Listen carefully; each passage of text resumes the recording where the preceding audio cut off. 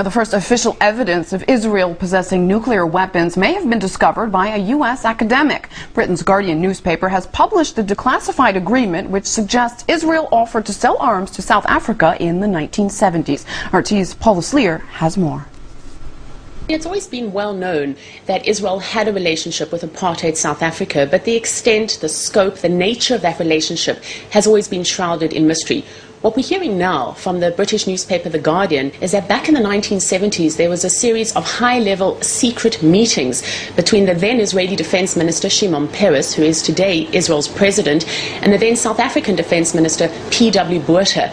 And according to the minutes of these meetings, South Africa asked Israel for nuclear warheads, and Israel responded by offering 3 different kinds. Now, these documents have come to light by an American author who was researching a book on the close relationship between Israel and apartheid South Africa. And according to that author, the current Israeli authorities put a lot of pressure on the post-apartheid South African government not to declassify these documents. As you can well imagine, the reaction from Israeli authorities has been one of denial. We've heard from a spokesperson from President Shimon Peres' residence, and he said, and I'm quoting, "We regret that the newspaper did not find it right to ask for an official response and examine the facts with official Israeli sources." Other Israeli sources have called this a complete fabrication, completely denying this report.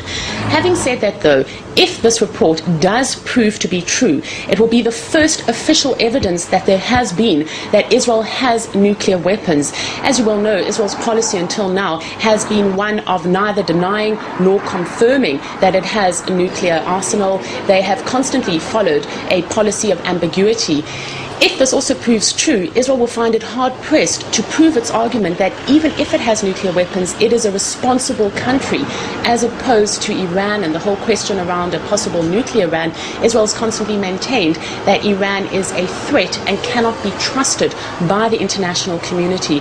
What is also interesting is that all of this is coming to light in line with Mordechai Vanunu, who is the nuclear whistleblower here in Israel, being sent back to prison for 3 months. Vanunu was arrested back in December when he violated the terms of his parole by meeting with a foreigner. Vanunu was arrested back in 1986 and spent 18 years in prison for revealing the inner workings of Israel's nuclear plant in Dimona to the British Sunday Times newspaper.